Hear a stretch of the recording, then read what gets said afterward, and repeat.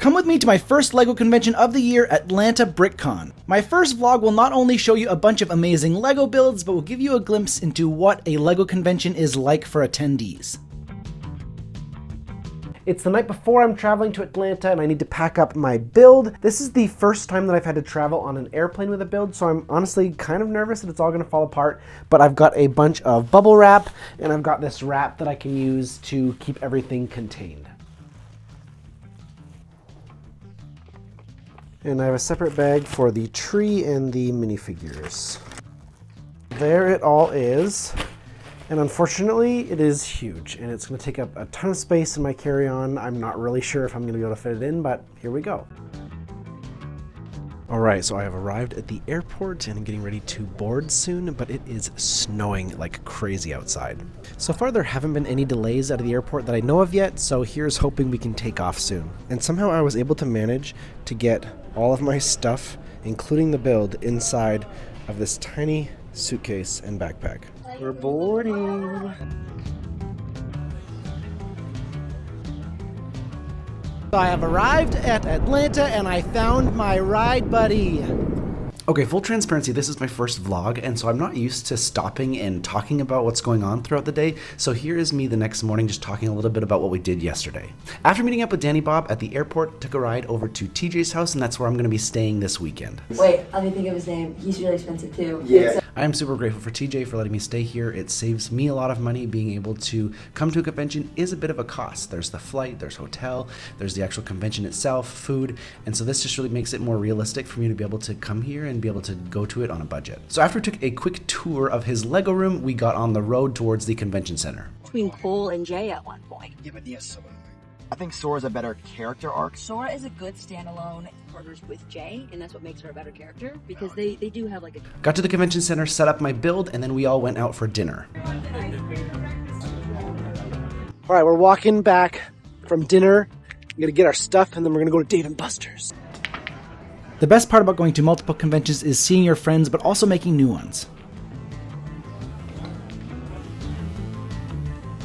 And now it is Saturday morning, and it is the first official day of public hours, and there's a ton of things going on today. So we're going to go to the convention, we'll walk around, I'll show you some of the Lego builds as well. We got a bunch of different things going on, events.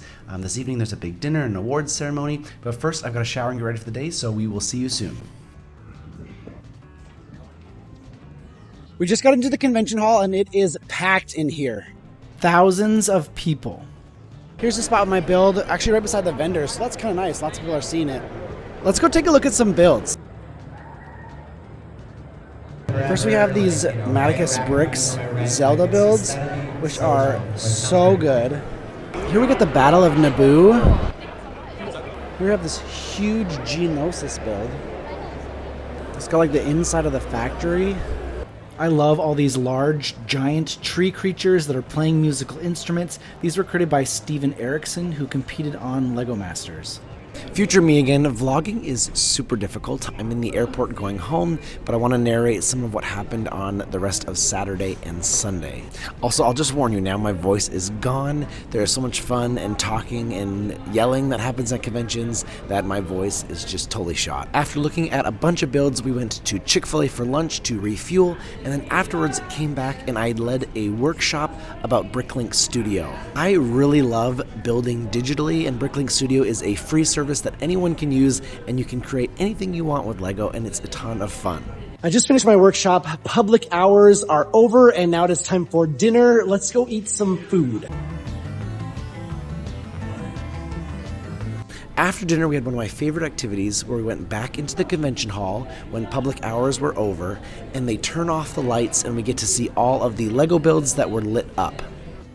Another huge Steven Erickson build, this time was Monkey Kid and Ninjago, a lot of moving parts and awesome looking lights.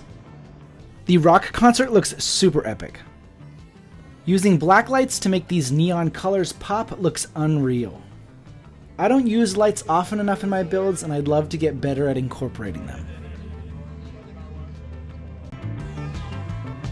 Sunday was another full convention day, and so this was a great opportunity to get out and see a ton of LEGO builds. So if you're watching this video because you came to look at those, here are a look at some of my favorite builds. A disclaimer, it is hard to see them all. It's overwhelming, people distract you, but I tried to get a selection of some of my favorite creations.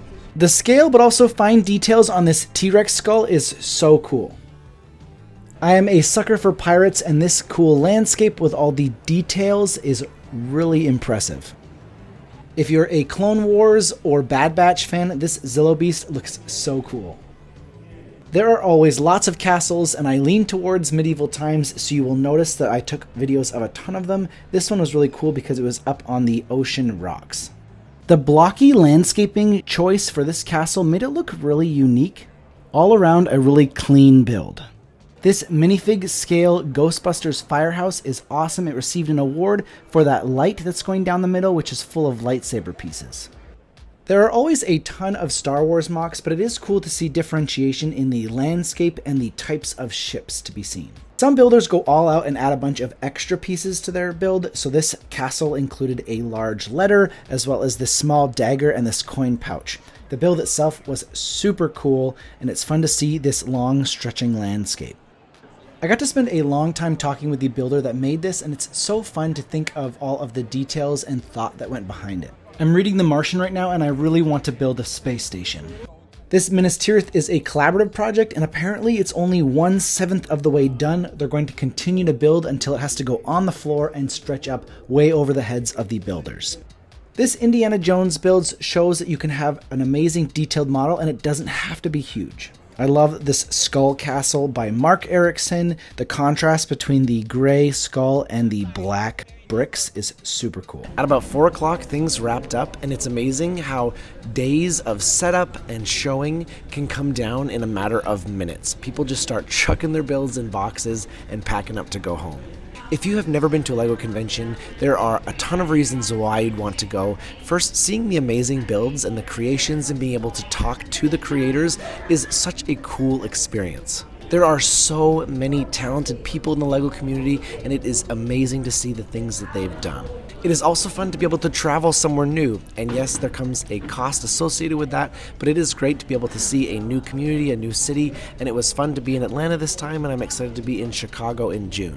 And of course, the ultimate reason to go to a LEGO convention is to be able to hang out with some amazing people and develop friendships that you'll have for the rest of your life. This was my 4th LEGO convention that I've been to, and every time I meet a bunch of new people that I'm connecting with on social media, and then I get to follow them later and see what they're working on.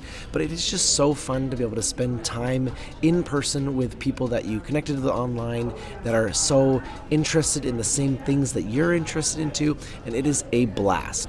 There were a ton of things that I didn't document, like meals with friends, going to friends' houses, ones that live locally. There were so many fun things that we did, and honestly, you just kind of want to live in the moment. That's why I didn't vlog some of those things, but it's just such a great experience, and if you're ever on the fence about going to a convention, if you can fit it into your budget, it is totally worth it. My flight home will be leaving in a few minutes, but this weekend was super memorable, and I'm really glad that I came.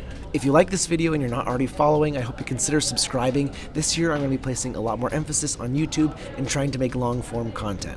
Most of them won't be chaotic vlogs, but I have a bunch of cool ideas, and I hope that you're interested in joining for the ride. Have a great week, and I will see you at the next con.